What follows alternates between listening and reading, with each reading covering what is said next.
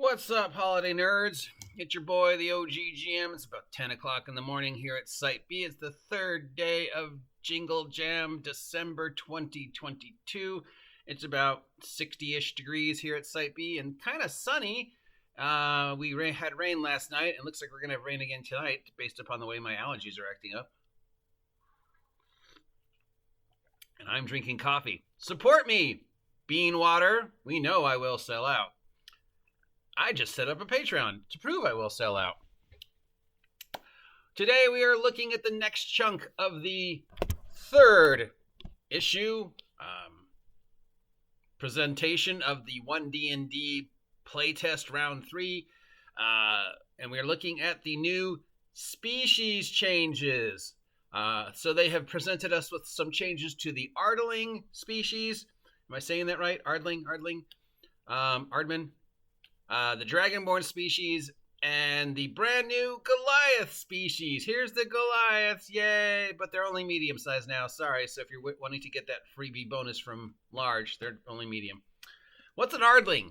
Well, to understand Ardling, you have to understand Tieflings. So Tieflings have been around for a while, and basically it's your half humanoid species and half somewhere down the line in your family tree somebody got it on with an other planar being species. Usually we think demons or devils or hellish species, but I guess basically it's just any other dimensional, otherworldly species that got it on with great Aunt Mildred. So after Tieflings were introduced, they introduced the Aasimar, which were sort of the same thing, but angelic. You were half humanoid species and half somewhere down in your family tree. Somebody, had a encounter with a holy entity, and perfect for Christmas. But Tieflings are still in 5e 1D&D, but Aasimar have been replaced with the Ardling. So now, instead of being half humanoid species and half angelic otherworldly species, you're half humanoid species and half celestial beast. This is a PG-13 channel, so I'm not even going to get into that. But at some point in time, somewhere in your family tree, look, it's Steve, half celestial beasts. So if you choose to be a Ardling, you have the choices of being descended from a climber species, bear, cat, lizard, squirrel. Those are not any of the same. Bear and cat are mammals. Squirrel's a mammal, lizard's a reptile. You could be descended from any member of a flyer species like bat, eagle, owl, or raven. Bats, of course, being mammals, eagles, owls, and ravens all being members of the bird family. You could be descended from a racer. Racer includes deer, dog, horse, and for some reason triceratops. Deer, dog, horse, all being, of course, mammals. Triceratops, of course, being a dinosaur. Or you could be descended from a swimmer.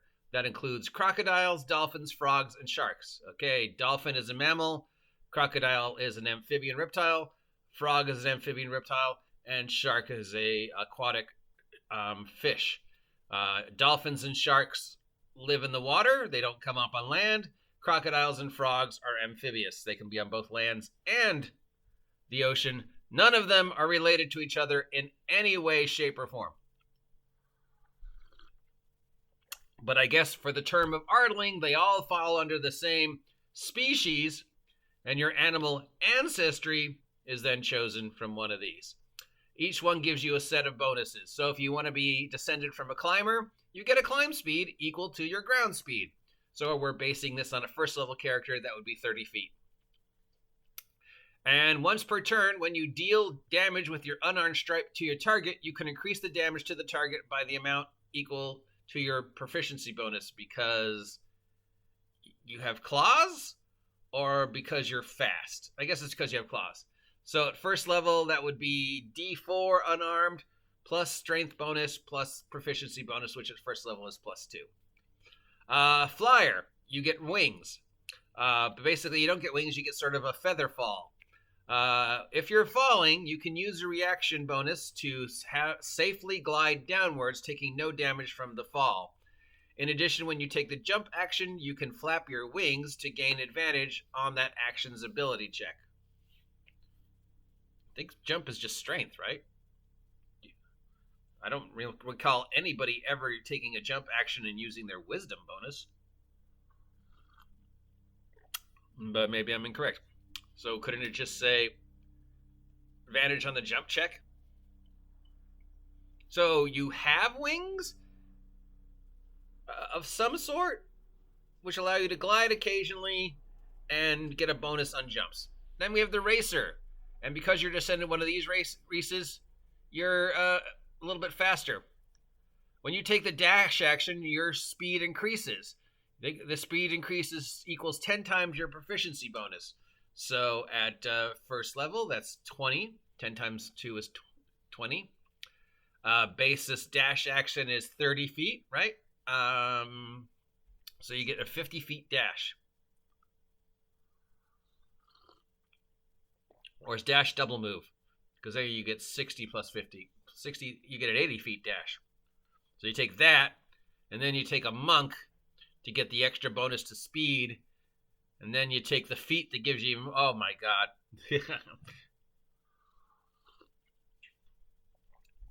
And then you have the swimmer, which allows you to hold your breath for up to 1 hour.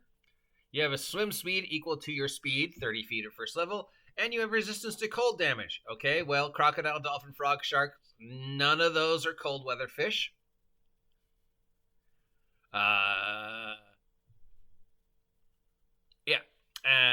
So wouldn't it really just be resistance to pressure damage? Because the biggest threat from the ocean and going diving and going in the water is not necessarily the fact that the water is sub-zero. It's the fact that the pressure of the water is what's really going to kill you. You know, not the cold. Also, you have divine magic. So you start with, you get the Thaumaturgy spell, 0 level Thaumaturgy spell from the divine list for free. When you take a long rest, you can switch that to any other divine spell, 0 level divine spell from the design spell list. Like, I don't know, something like way more useful, like guidance. Now, what this doesn't say is how many times you can do this. I'm assuming it's, based upon your proficiency bonus, because all the other abilities are based upon your proficiency bonus. So you could do it twice per day at first level. Then you can take a long rest and switch it up. Otherwise, you're just basically getting a free 0 level spell that operates under the same mechanics that every other free level spell casts. So I could cast my guidance for as many times as I want. And really, I don't really know anybody who's going to waste that on a spell like Thaumaturgy when I can replace it with a much better 0 level spell like Guidance, or Firebolt, or Mending, or Resistance, or Spare the Dying, or Guidance. And then you get Keen Sense. For some reason, no matter which one you choose, you get proficiency with Perception skill. That makes sense. Now moving on to the changes to Dragonborns. They're medium now. Same Dragonic ancestries. They haven't added any new ones. You choose your Dragonic ancestry, and then you get a breath weapon. So let's go red, because red's the most popular and the most common. When you take an attack action, you can replace one of your attacks with breathing out your breath weapon. You can choose to have your breath weapon be a 15-foot cone, if it's, like fire or whatever, or a 30-foot line, like lightning or cold. Each creature that is in the area must make a dexterity saving throw equal to 8 plus your constitution modifier plus your proficiency bonus of +2 at first level. On a failed save, the creature takes 1d10 damage of fire. On a successful save, they take half that damage. You can use this breath weapon a number of times equal to your proficiency bonus, so 2, and then you have to take a long rest. So all the others are very clear, but not for the divine magic here. The divine magic does not specify it's, a number of times per day based upon proficiency bonus, so they need to put that one in. You also have resistance to your damage type, determined by your ancestry. So you would have resistance to fire if you chose red. You have dark vision of 60 feet. Didn't they not have dark vision before? I remember a lot of people complaining that if any race should see in the dark, it was Dragonborn. So I guess this is a change. And you have Draconic Flight at 5th level. You can learn how to channel magic energy from your Draconic ancestry to give yourself temporary flight. As a bonus action, you sprout spectral wings on the back for at least 10 minutes or until something else happens. And you gain a fly speed equal to your normal speed. The wings appear to be made of the energy used by your breath weapon, fire in this case. And then once you use this trait, you can't use it again until you finish a long rest. So you get 10 minutes of flight. The flight speed is equal to your speed, so 30-ish. You get to, at 5th level. That's new, I believe. And you can do it once. And then we have got the addition of the Goliath. But if you had any dreams of being a half giant, nope, you're limited to medium. They do have a base land speed of 35. Then you get to choose your ancestry: cloud, fire, frost, hill, stone, or storm. And each of your ancestries gives you a special ability that you can use a number of times per day equal to your proficiency bonus. Cloud Giant Ancestry gives you the ability to teleport up to 30 feet. Fire Giant Ancestry gives you the ability to add a d10 fire damage on a successful melee attack roll. Same with Frost. Frost gives you the ability to deal 1d6 cold damage and reduce the target's speed by 10 feet. I would probably just change that to the 1d10 cold damage and no reduced speed.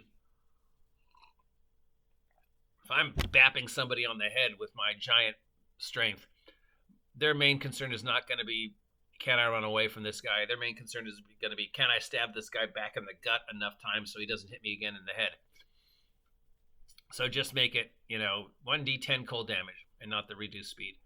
If you're a hill giant, you get, when you make a successful attack roll against any creature your size or smaller, you can knock them prone the number of times per day equal to your proficiency bonus. If you took stone, when you take damage, you can use your reaction to roll a d12, add your constitution modifier to that number rolled, and reduce the damage by that total. So first level twice per day, you can reduce any damage taken by a d12 plus whatever your constitution modifier, let's say 2. So d12 plus 2. That's pretty cool. And if you took storm, whenever you take damage from a creature within 60 feet of you, you can use your reaction to deal 1d8 thunder damage to them. It's sort of like Hellish Rebuke, right? I mean, do they get a save? Do you have to roll a hit? Or is it just automatic? Do you just have this lightning field surrounding you, so if anybody strikes you, you automatically strike them back with lightning? 60 feet away, my lightning sphere can strike anybody for up to 16 feet, or just because that seems to be ridiculous. But okay. Larger form. Starting at 5th level, you can Ultraman up to increase your size to large. And you can remain in this transformation for 10 minutes. During the duration, you have advantage on strength checks, and your speed is increased by 10 feet. Once you use this, you can't use it again until you finish a long rest. So once per day, you can go Ultraman! That's pretty cool. And powerful build. You have advantage on any saving throws to end the grappled condition on yourself. You also count as one size larger when determining your carrying capacity and the weight you can push, drag, or lift. So even though you're medium, you count as large for the terms of being able to lug stuff around. So, yeah, shades of Grand from Critical, that show I can't mention. But no, where's the bonus to strength? Where's the bonus to constitution? Well, if you remember, Wizards of the Coast got rid of those. They're now granted to you from your background. So if you want to get a Goliath who has that +2 bonus to strength, you got to take a background that gives you +2 to strength, like Laborer or I don't know, something. And those are the changes to the species as of today. After this, we have some changes to feats and some rules changes. we'll go through those on the next vlog if that's something you want to see me do. If you don't want to see me do that, let me know and we won't. That's it for today and the new species. Yeah, what do you think? Do you care? Do you like these changes? Do you not like these changes? Are any of these like, oh, I really want to play that? Or any of these like, God, I never want to play that? Let me know, unless you're one of the people who simply don't care. But I appreciate you taking time out of your day to listen to me mumble about this. Thank you for helping me reach 1,000 subs. Let's keep it going to 1 billion subs. And with the holidays coming up, you might want to check out my merch. Links down below, including some new stuff coming up by the end of the week. And I now have a Patreon because I was told it would be a good idea. Not that I really expect anybody. Is my shirt inside out? It is. But it's not like a big Patreon. I think I put the bare minimum of like $3 a month. So yeah, if you feel like a way to support me, you could do the Patreon. And now that I have 1,000 subs, supposedly I can get monetized by the end of December-ish. That'd be fun. I don't know how much I'd make, but it'd definitely help because this is my career. And I gotta keep Steve fed. Hi, Steve. Apparently he's upset that I'm not paying attention to him. Talk to you later. Stay warm, stay dry, stay happy, enjoy the holidays, and get off my land.